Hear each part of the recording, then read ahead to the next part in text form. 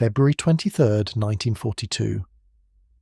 The Australian coast watchers hidden in the jungle hills above Rabaul watched in stunned silence as Japanese landing craft hit the beaches below. Within hours, the small garrison that had defended this remote outpost in New Britain was overwhelmed. The Japanese flag rose over what had been a sleepy colonial town with 2 modest airstrips and a decent harbour. But the men watching from the hills had no idea they were witnessing the birth of something unprecedented in military history. They were watching Japan begin construction of the most heavily fortified position the Pacific had ever seen. Over the next 18 months, those same coastwatchers would send increasingly desperate reports back to Allied headquarters. The Japanese weren't just occupying Rabaul, they were transforming it into something that defied comprehension. What started as 2 small airfields became 5 massive complexes capable of handling the heaviest bombers Japan possessed. What began as a modest harbour evolved into a naval base that could anchor over 100 warships simultaneously. What looked like ordinary volcanic hills became a honeycomb of tunnels, bunkers and underground facilities that could house 20,000 troops indefinitely. By mid-1943, intelligence analysts in Washington and Brisbane were staring at reports that seemed almost fictional. 367 anti-aircraft guns covering every possible approach, 43 coastal defence batteries protecting the beaches, 6,000 machine gun positions carved into volcanic rock, underground hospitals capable of treating thousands of wounded, ammunition dumps holding tens of thousands of tons of explosives buried so deep that no bomb could reach them, command centres protected by hundreds of feet of solid stone. The numbers were staggering, but they told only part of the story. What made Rabaul truly terrifying wasn't just the quantity of defences. It was their integration into a system designed by men who had studied every amphibious landing since Gallipoli and learned from every mistake. The Japanese had created something new in warfare, not just a fortress, but a fortress that could think, adapt, and strike back. And here's the remarkable part of this story. The fortress that Japan spent 20 months and enormous resources building, the position they believed would anchor their entire Pacific defense strategy, the base that Allied planners calculated would cost more American lives than any battle since Gettysburg to capture, was never attacked. Not because it couldn't be taken, but because someone had a better idea. Someone realized that the most impregnable fortress in the world becomes completely irrelevant if you simply refuse to attack it. This is the story of how strategic thinking revolutionized warfare. How a handful of staff officers sitting in air-conditioned rooms thousands of miles from the fighting changed the entire character of the Pacific War with nothing more than mathematics and logic. How they saved tens of thousands of lives by choosing not to fight the battle everyone expected them to fight. But to understand how revolutionary this decision was, we need to understand just what the Japanese had built at Rabaul and why every military expert in 1943 believed it would have to be taken by direct assault. When the Japanese captured Rabaul in February 1942, they found what every colonial power in the Pacific had found: an excellent natural harbour protected by volcanic hills, positioned perfectly to control sea lanes between Australia and the Central Pacific. The Australians had built 2 airfields, Lakunai and Vunakanau, sufficient for the modest air traffic of peacetime. They had constructed basic port facilities adequate for commercial shipping. They had established the administrative buildings necessary to govern a remote territory. The Japanese saw something entirely different. They saw the key to controlling half the Pacific Ocean. Within weeks of the capture, construction began on a scale that dwarfed anything the Pacific had seen. Japanese engineers surveyed every hill, mapped every valley, calculated angles of fire and fields of observation. They brought in construction equipment, cement mixers, earth movers, pile drivers. They imported thousands of Korean labourers, Chinese workers, and local natives pressed into service. They established concrete plants, steel fabrication shops, and machinery repair facilities. Most importantly, they brought in men who understood fortification. Officers who had studied the great fortresses of Europe, who had analysed the Maginot Line and the Atlantic Wall, who knew how modern firepower could be integrated with natural terrain to create positions that could withstand any assault. The airfield construction alone was extraordinary. Lakunai and Vunakanau were expanded with concrete runways capable of handling the heaviest aircraft Japan possessed. But that was just the beginning. Rapopo was carved out of jungle 14 miles southeast of the town, Positioned to provide overlapping fighter coverage with the existing fields, Tabera was completed in August 1943, strategically located to cover the northern approaches. Kerevat was built on the north coast, 13 miles southwest, ensuring that no matter which direction attackers approached from, they would face fighter interception. Each airfield was more than just runways. Massive revetments were constructed to protect aircraft from bombing. Fuel storage facilities were built underground, connected by tunnels to prevent secondary explosions. Maintenance hangars were hardened against air attack.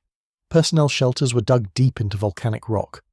Anti-aircraft positions surrounded each field in carefully calculated patterns that created interlocking fields of fire. But the airfields were only one component of the defensive system. Simpson Harbor underwent transformation that turned it from a colonial port into a naval base rivaling Pearl Harbor. Docking facilities were expanded to handle battleships and aircraft carriers. Fuel storage was increased to support fleet operations. Maintenance shops were established for everything from submarines to destroyers. Underground facilities were constructed to protect supplies from air attack. The harbour defences themselves represented a masterpiece of military engineering. Coastal defence guns were positioned to cover every possible landing beach. Not just a few large guns, but dozens of batteries with interlocking fields of fire. Some were disguised as innocent structures. Others were hidden in caves carved into cliffsides. Many were positioned to fire down the length of beaches, creating killing zones that no amphibious force could survive. The anti-aircraft defences were even more impressive. 367 guns of various calibers were positioned according to mathematical calculations that ensured no aircraft could approach Rabaul without entering multiple overlapping fire zones. Light guns for low-level attackers, medium guns for dive bombers, heavy guns for high-altitude formations, searchlights for night operations, radar installations to provide early warning, fire control systems that could coordinate the entire network. What made all of this truly formidable was the underground component that most Allied intelligence missed initially. The Japanese had turned the volcanic hills around Rabaul into Swiss cheese. Miles of tunnels connected defensive positions, allowing troops to move without exposure to air attack. Underground barracks could house 20,000 men in relative comfort. Medical facilities rivaled those of major hospitals. Communication centres were buried so deep that no conventional weapon could reach them. The ammunition storage alone was staggering.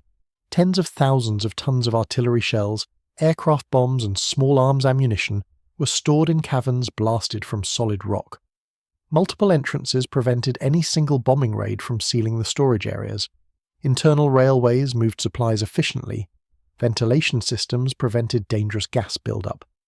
By the summer of 1943, American intelligence analysts were compiling reports that painted a picture of defensive strength unprecedented in the Pacific War.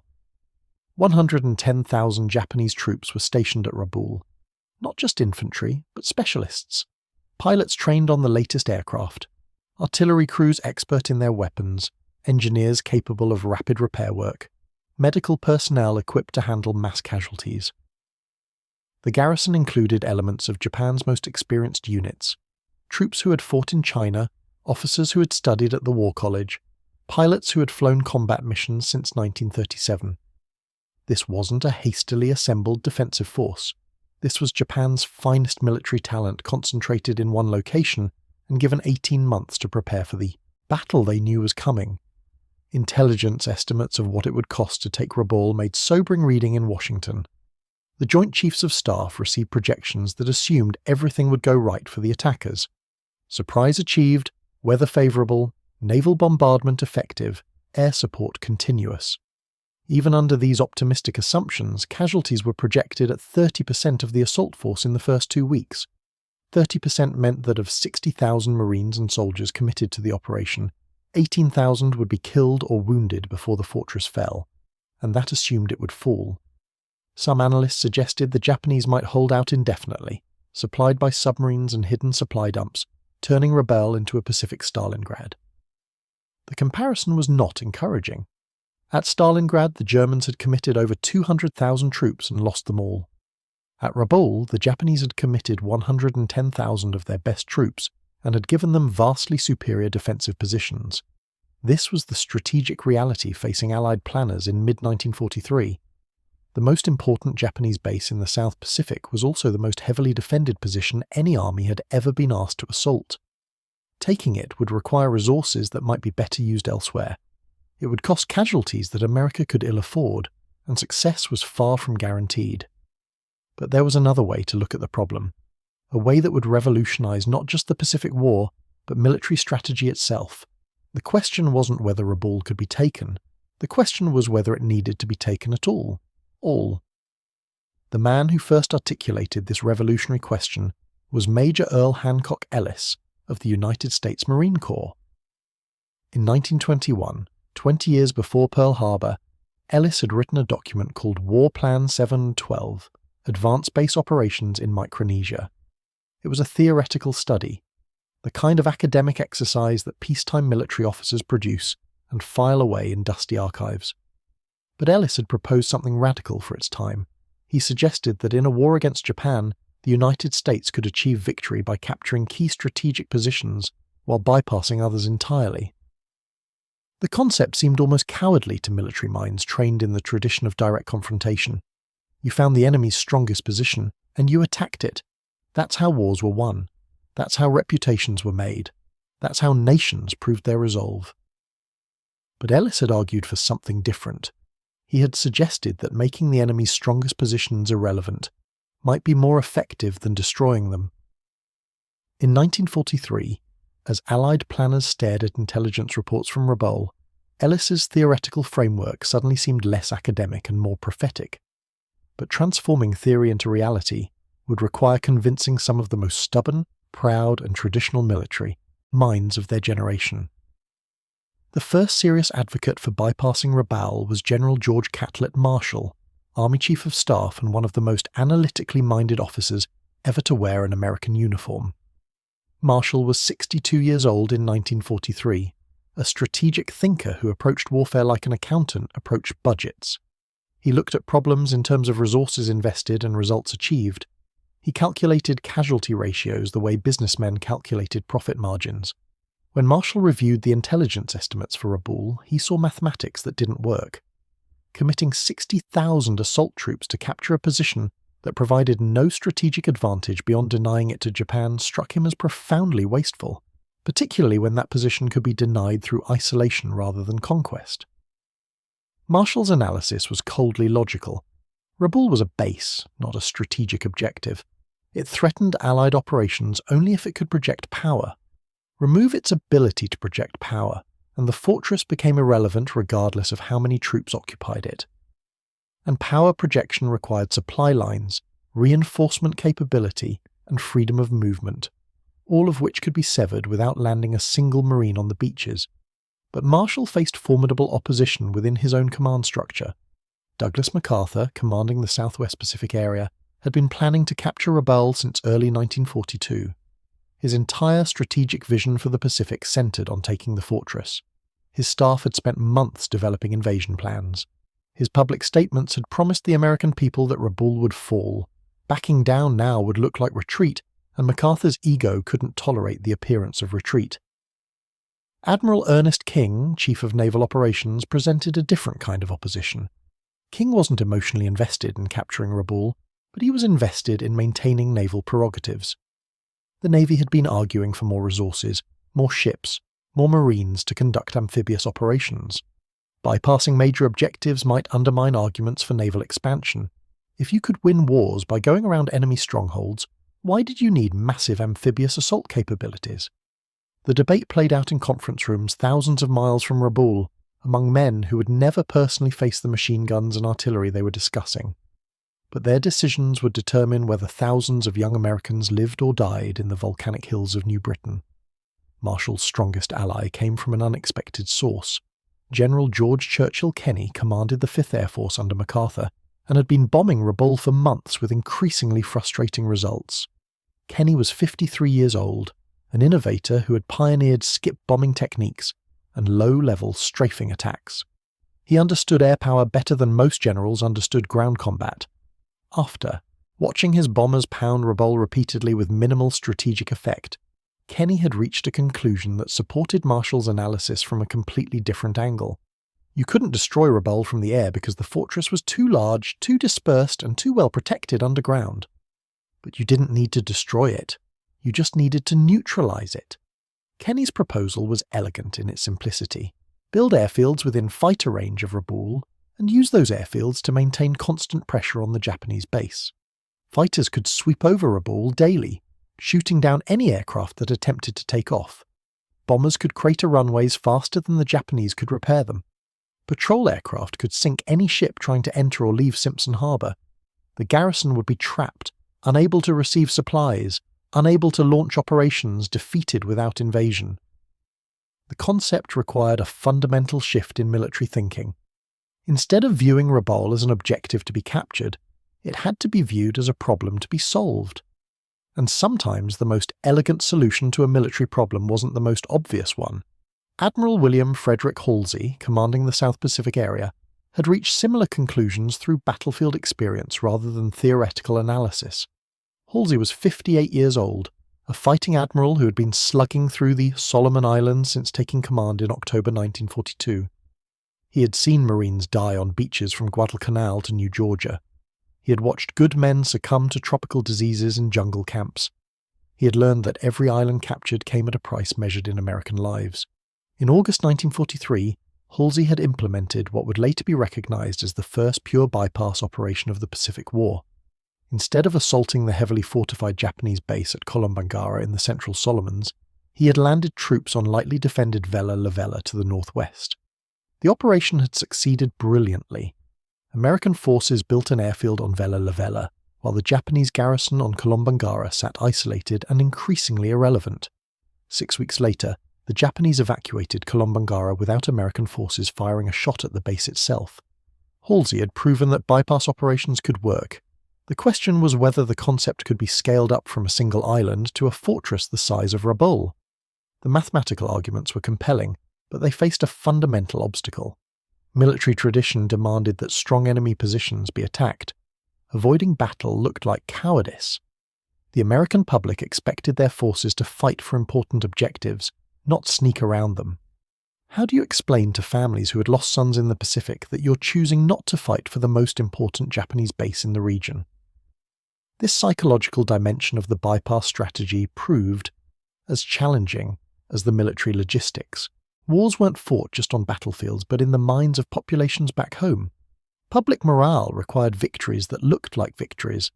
Bypassing Rabaul might be strategically sound, but would it satisfy the American people's need to see their enemies defeated in battle? The debate reached its climax in Quebec during August 1943, when the combined chiefs of staff met to coordinate Allied strategy across all theatres. The conference brought together American and British military leadership to hash out differences that couldn't be resolved through cables and memoranda. Marshall presented his case for bypassing Rabaul with characteristic thoroughness. He brought maps, casualty projections, resource allocation studies, and alternative operational plans. His presentation was methodical, logical, and devastating. He argued that assaulting Rabaul would consume resources desperately needed elsewhere, while achieving nothing that couldn't be accomplished through isolation. The response from MacArthur's representatives was predictable. Brigadier General Stephen Chamberlain, MacArthur's operations officer, argued that bypassing such an important enemy position would leave a dangerous threat in Allied rear areas. He predicted that the Japanese would use Rabaul to raid American supply lines and reinforce other positions. He warned that failing to capture such a prominent objective would be seen as weakness and would damage American credibility throughout the Pacific. Marshall's response was characteristically direct. He asked Chamberlain how many American lives Rabaul was worth. 20,000? 30,000? 40,000? At what point did the cost exceed any conceivable benefit? The question was devastating because it was unanswerable. Rabaul had no strategic value that justified massive casualties. It was important to Japan because it was their base, but it would be equally important to America if it was simply neutralized. The British Chiefs of Staff supported Marshall's position, partly because they understood resource limitations from their own bitter experience. They were fighting in Burma, Italy, and preparing for the invasion of France. They had no interest in seeing American resources consumed in battles that achieved nothing beyond satisfying military pride. On August 24, 1943, the combined chiefs issued their directive. Rabaul would be neutralized by air and naval action, but not captured. Allied forces would seize positions on Bougainville, the Green Islands, and other locations to establish airfields within range. These airfields would maintain pressure on Rabaul while Allied forces advanced toward more strategically valuable objectives. The decision represented more than a change in operational plans. It represented a revolution in military thinking that would influence warfare for generations to come. The formal directive reached MacArthur's headquarters in Brisbane on September the 17th. MacArthur read it in Naarm, his office overlooking the Brisbane River, his staff waiting nervously for his reaction. They had spent over a year planning to capture Rabaul. Maps covered the walls showing landing beaches, phase lines, and objectives. Intelligence files detailed Japanese defences down to individual machine gun positions. Logistics plans calculated shipping requirements and supply schedules. Training programs had prepared assault units for the specific challenges of attacking a fortress. All of it was now obsolete. MacArthur sat in silence for several minutes, processing what this meant for his command and his reputation. Then he called in his chief of staff and told him to begin replanning. The objective was no longer Rabaul. The objective was the Philippines. Forces designated for the fortress assault would be redirected to operations in Western New Guinea. The schedule would actually accelerate. They would reach the Philippines months earlier than previously planned. Years later, MacArthur would claim in his memoirs that bypassing strongpoints had always been his strategy, that he had pioneered the concept, that the Joint Chiefs had simply confirmed his tactical genius. The historical record shows otherwise. But MacArthur was intelligent enough to recognize when he had lost an argument and pragmatic enough to turn defeat into opportunity. The first test of the bypass strategy began on November 1st, 1943. Lieutenant General Alexander Vandergrift stood on the bridge of the command ship Macaulay, watching Bougainville appear through the morning mist. In 2 hours, 14,000 Marines of the 3rd Marine Division would hit the beaches at Empress Augusta Bay. The Japanese had 110,000 troops at Rabaul, 250 miles to the northwest. Those troops were supposed to stop exactly what Vandergrift was about to do, but they weren't coming. Vandergrift had commanded Marines at Guadalcanal. He knew what happened when you attacked a fortified Japanese position. You bled. The island fighting in the Solomons had cost thousands of casualties for objectives that barely appeared on maps. But this landing felt different. The Marines weren't attacking the strongest enemy position. They were going around it. The Japanese garrison at Rabaul tried to interfere with the Bougainville landing. They dispatched a cruiser force from Truk to attack the invasion fleet. Admiral Halsey responded by ordering carrier strikes on Rabaul itself. On November 5th, Rear Admiral Frederick Sherman commanded Task Force 38, built around the carriers Saratoga and Princeton. Sherman was 58 years old, a naval aviator who had been flying since 1917. He understood the risks of sending carriers against a land-based fortress. Rabaul had over 300 anti-aircraft guns and could launch hundreds of fighters, but Halsey's orders were clear: hit the Japanese fleet before it could reach Bougainville. At dawn on November 5th, Sherman launched 97 aircraft from his 2 carriers. The strike package included dive bombers, torpedo bombers, and fighters. They flew 250 miles to Rabaul, arrived over Simpson Harbour at first light, and caught the Japanese cruiser force at anchor. The attack lasted 18 minutes. American dive bombers screamed down through anti-aircraft fire and put bombs into 6 of the 7 heavy cruisers in the harbour. Otago was hit by near misses that killed 22 crewmen. Maya took a bomb in her engine room that killed 70. Mogami was set afire with 19 dead. Takao suffered 2 bomb hits and 23 killed. By the time the American aircraft turned for home, the Japanese cruiser force was crippled. Sherman lost 9 aircraft and 14 airmen. Naval historians would call it Pearl Harbor in reverse, the first successful carrier strike against a heavily defended land base. The Japanese combined fleet learned a lesson that day. Simpson Harbor was not safe. The cruisers limped back to Truk. The Japanese Navy never sent another heavy surface ship to Rabaul. Without naval support, the Rabaul garrison could not contest the Bougainville landing effectively. Within 3 weeks, Marines had built an airfield on Bougainville. American bombers immediately began hitting Rabaul from 250 miles away. The second phase of the bypass strategy was beginning to work. The psychological impact on Japanese commanders was devastating. Vice Admiral Junichi Kusaka commanded the Southeast Area Fleet at Rabaul. He was 52 years old, a career naval officer who had overseen construction of the airfields, tunnels, and defences. He had prepared for the decisive battle, when American Marines would storm the beaches and his garrison would fight to the last man. He had never prepared for being ignored. Kusaka's first reaction was confusion. Why bypass such a strategic position? Rabaul controlled sea lanes and threatened any Allied advance. Leaving it intact seemed like a fatal mistake. He waited for the invasion he knew had to come. But as weeks turned to months and the only Americans he saw were bomber crews at 20,000 feet, confusion turned to understanding. The Americans didn't need to capture Rabaul. They had already defeated it. Without ships, Rabaul couldn't project power. Without aircraft, the airfields were useless. Without supplies, the garrison couldn't survive indefinitely. Kusaka ordered troops to plant gardens, grow their own food, prepare for a siege that might last years. He knew the war was lost for Rabaul the moment the last supply convoy turned back in January 1944. Everything after that was waiting. Other Japanese garrisons watched Rabaul and felt their strategic position collapse. At Truk, commanders realized if Americans could bypass Rabaul, they could bypass anywhere. They began evacuating the fleet westward. At Wewak in New Guinea, the 18th Army sat in fortified positions waiting for attacks that never came, while Americans landed 400 miles behind them. The psychological impact was devastating. For 2 years, Japanese strategy had relied on defending key positions, hold islands, control sea lanes, make every American advance so costly they would negotiate peace. The bypass strategy destroyed that logic entirely. It didn't matter how well you fortified a position if the enemy went around it. It didn't matter how many troops you concentrated if those troops couldn't move. The defensive perimeter Japan had spent 2 years building was revealed as an illusion. By early 1944, Allied airfields on Bougainville, New Britain, and the Green Islands kept constant pressure on Rabaul. Fighters swept over the base daily, shooting down any Japanese aircraft that attempted to take off. Bombers cratered runways every night. The Japanese could repair them, but couldn't use them. Simpson Harbour became a graveyard of sunken ships. Supply convoys stopped attempting to reach the base. The 110,000 troops were completely cut off. The most heavily fortified position in the Pacific had become the most irrelevant. Other American commanders watched what happened at Rabaul and realized the strategic implications. Admiral Chester Nimitz, commanding the Central Pacific, saw the bypass succeed and applied it to the Marshall Islands.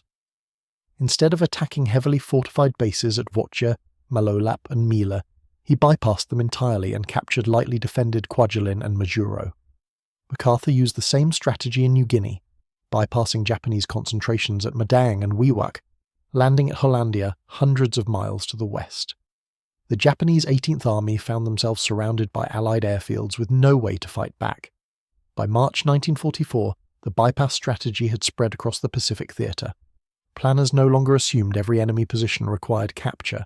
They asked different questions. Can we go around it? Can we isolate it?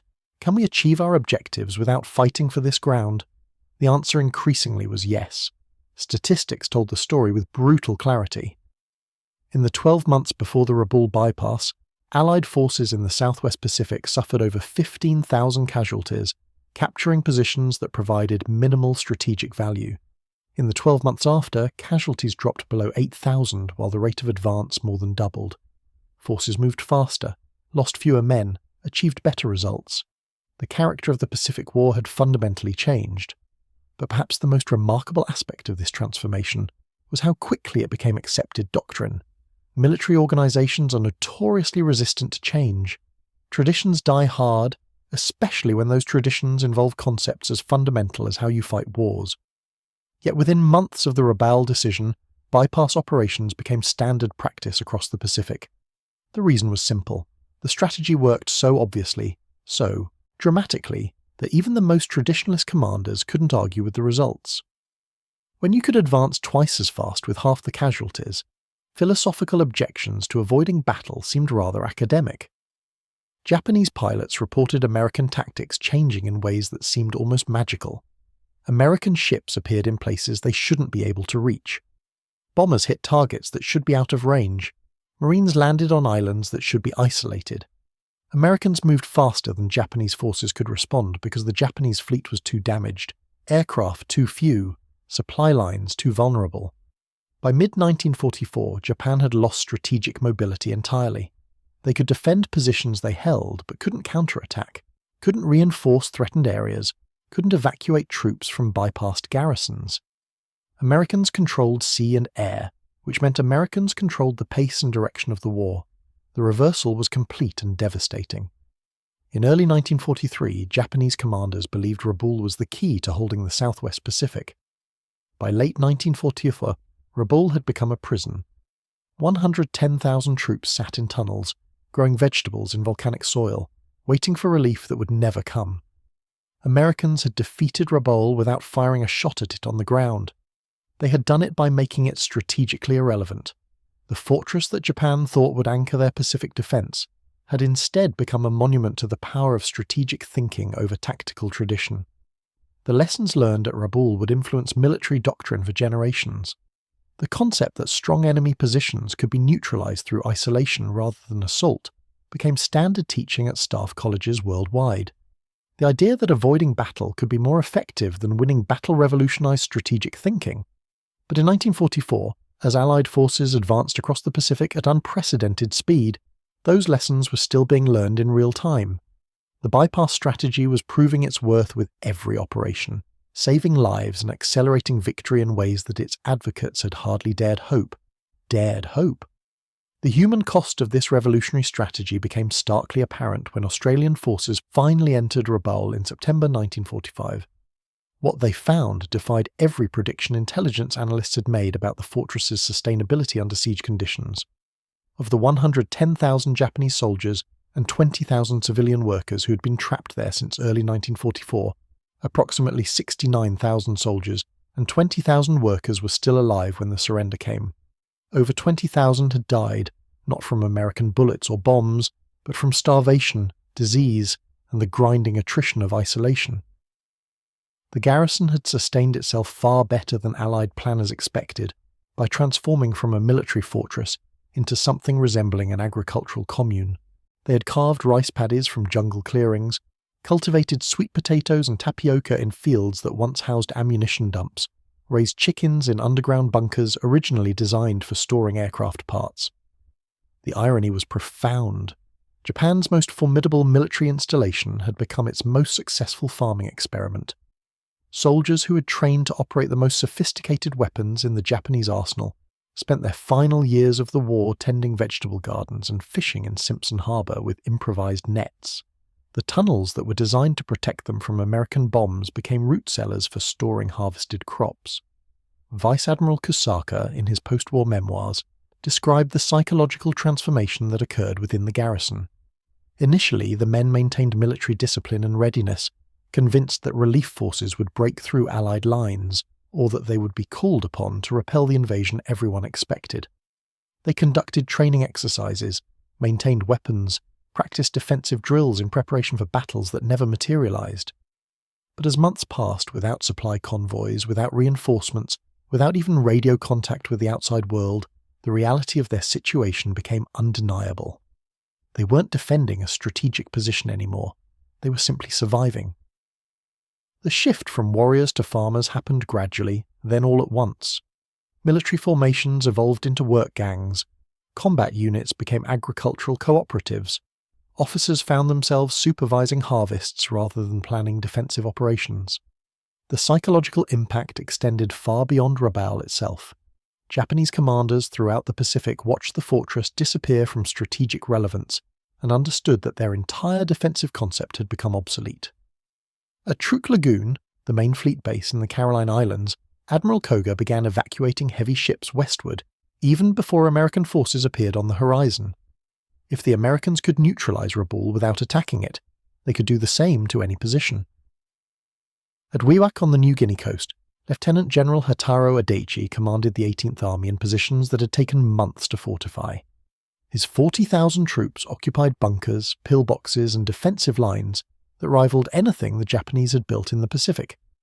Intelligence reports indicated American forces were advancing along the coast, and Adachi prepared for the decisive battle that would test his defences. The battle never came. On April 22, 1944, American forces landed at Hollandia, 400 miles behind Adachi's positions. The entire 18th Army found themselves cut off, surrounded by Allied airfields, watching American ships sail past their supposedly crucial defensive line toward more important objectives. Adachi's perfectly prepared fortress became as irrelevant as Rabaul, his troops as isolated as Kusaka's garrison. The pattern repeated across the Pacific with mathematical precision. At Ponape, Jaluit, Mila, Wotia, and dozens of other Japanese strongholds, garrisons that had spent months preparing for climactic battles found themselves spectators to a war that had moved beyond them. They maintained their defences, cleaned their weapons, and watched Allied aircraft fly overhead toward targets that mattered more than their carefully constructed positions. The strategic revolution that began with bypassing Rabaul accelerated beyond anything its advocates had imagined.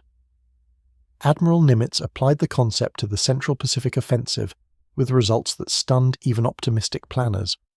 Instead of grinding through every fortified atoll in the Marshalls, American forces captured Kwajalein and Majuro while leaving heavily defended positions to starve in isolation. The Kwajalein operation in February 1944 demonstrated how dramatically warfare had changed. Intelligence estimated the Japanese garrison at over 8,000 troops, occupying positions that had been under construction for 2 years. Conventional military wisdom suggested a prolonged siege followed by costly amphibious assault. Instead, American forces bypassed the strongest positions entirely, landed on lightly defended sections of the atoll, and captured airfields before Japanese commanders understood what was happening. The entire operation took 4 days.